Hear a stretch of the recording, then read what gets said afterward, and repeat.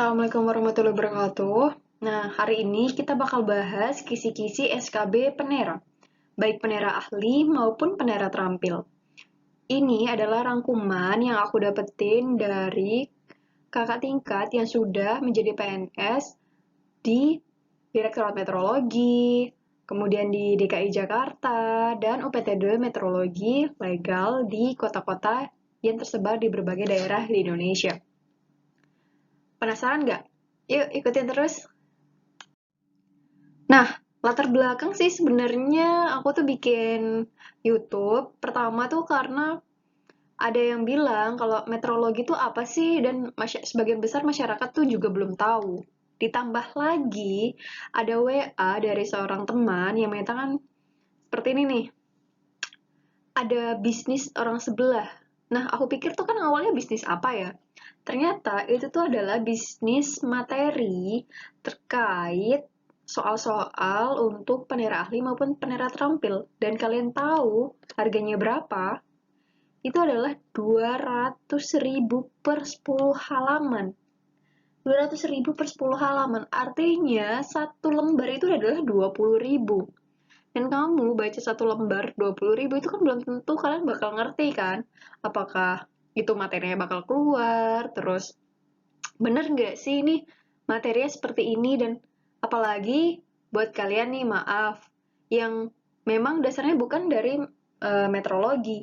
Dan apa sih meteorologi? Nah, itu tuh yang pertama kali buat aku bikin si YouTube meteorologi ini. BTW, meteorologi itu adalah ilmu tentang ukur-mengukur secara luas ya, baik ukur massa, ukur panjang, ukur suhu, dan lain sebagainya. Dan itu harus terstandarisasi. Yuk lanjut, daripada kalian harus bayar nih 200.000 per 10 halaman, lebih baik like, subscribe, and comment nih YouTube. Yuk lanjut, apa aja sih kisi-kisinya? Next, yang pertama itu tentunya pasti meteorologi ya. Dimana meteorologi di Indonesia ini kan ada 3 macam nih. Ada meteorologi legal, meteorologi industri, dan meteorologi ilmiah. Karena berhubungan dengan kita bakal tes penera, yang penera itu adalah berkaitan dengan meteorologi legal, yang paling pertama yang kalian baca, yang paling pertama yang harus kalian ngertiin itu adalah Undang-Undang Nomor 2 Tahun 1981 terkait meteorologi. Nah, ini nih adalah undang-undang atau pedoman yang paling tinggi terkait meteorologi legal. Nah, misalnya mau ngapain aja, mau buat sesuatu nanti kalau sudah menjadi PNS, harus mengacu pada Undang-Undang Nomor 2 Tahun 1981. Di mana di undang-undang ini banyak sekali yang dijabarkan. Ada UU-TP, terus ada apa aja sih cap tanda tera yang di setiap daerah itu akan sama cap tanda terahnya, hanya saja nomor kodenya yang berbeda. Nah, selanjutnya itu adalah pengetahuan dasar terkait meteorologi. Sebelumnya sudah saya jelaskan bahwa meteorologi itu ada 3 kan. Nah, itu tuh gimana sih cara kita membedakan ketiga jenis meteorologi itu? Ada meteorologi industri. Nah, ini siapa sih yang pengelolanya? Siapa yang bertanggung jawab? Apabila ada terjadi kesalahan, siapa yang harus ke siapa kita bakal ngelapor? Terus meteorologi ilmiah. Nah, meteorologi ilmiah ini banyak jenisnya nih. Mereka tuh ada yang dibagi 2 lagi organisasinya. Nah, itu seperti apa? Terus dia tuh contohnya seperti apa sih ini meteorologi industri ini di kehidupan sehari-hari? Terus selanjutnya tentu saja meteorologi legal. Yang ketiga itu adalah aturan terkait kewajiban penera. Untuk menjadi seorang ASN yang baik, tentunya kita harus juga tahu, selain hak, kita juga harus mengetahui kewajiban penera itu seperti apa. Contohnya, ketika melakukan roadshow pasar, itu ngapain? Terus, selain untuk mengerjakan tugas yang dilaksanakan, kewajiban apa saja sih yang harus kita penuhi? Dan yang paling terakhir itu adalah struktur meteorologi di Indonesia. Di Indonesia ini struktur untuk meteorologinya itu dipegang oleh siapa, yang mengelola siapa, terus UPTD meteorologi legal di setiap daerah itu bertanggung jawab kepada siapa. Selanjutnya adalah fisika dasar.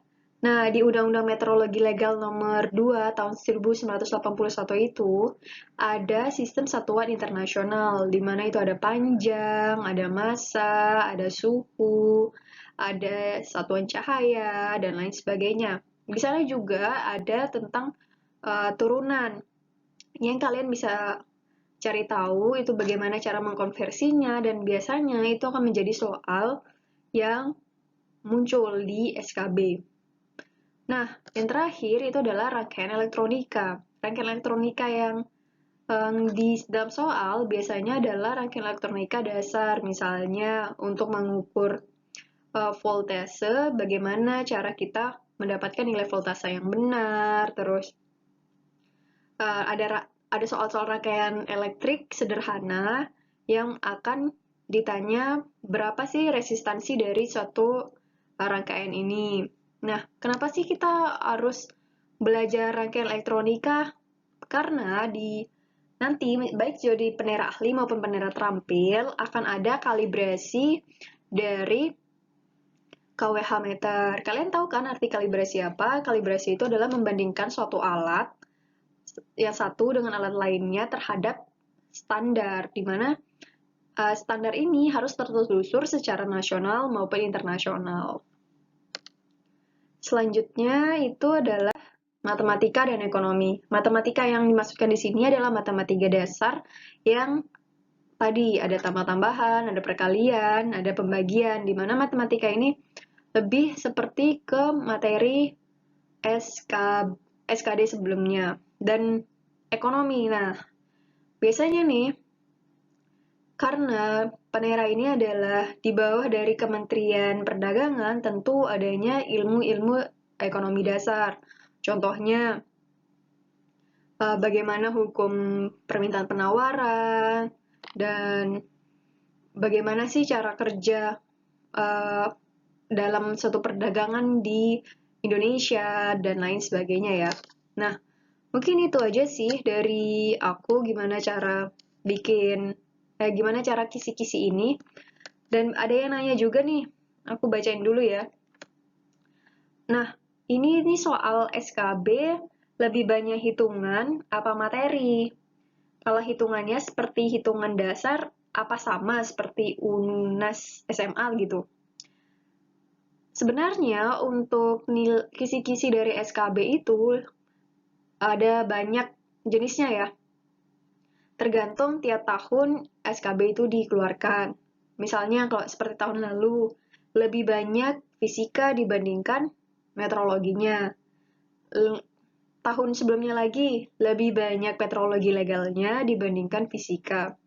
Namun, fisika dan meteorologi legal lebih mendominasi dibandingkan soal ekonomi. Hanya saja, kita juga tetap mempersiapkan bagaimana sih cara untuk mendapatkan nilai SKB yang besar. Karena apa? Nilai SKB itu adalah bobotnya 60% dibandingkan nilai SKD. Jadi persiapkan diri kalian dengan matang untuk materi ini. Dan ini nggak bisa diubah-ubah karena memang nilainya tuh udah dari pusat gitu. Setelah kalian selesai kerjain soalnya, habis itu nilainya bakal keluar. Dan mungkin setiap daerah tentu ada kebijakan masing-masing ya. Misalnya ada setelah CAT, SKB bakal ada wawancara. Nah, biasanya di wawancara itu juga tipsnya yang aku dapetin informasi dari sebelumnya itu sangat mempengaruhi baik attitude, pengalaman kerja, dan bagaimana cara menjelaskan meteorologi itu dengan baik dan benar. Apalagi mau menjadi penera tentunya ilmu pengetahuan tentang meteorologi itu sangat banyak sekali ya yang perlu dipelajari ulang. Sip. Kalau ada kalian mau bertanya, boleh banget nih komen di bawah ya. Dan jangan lupa subscribe biar tiap hari aku bakal bikin materi-materi tentang SKB Penera. Makasih.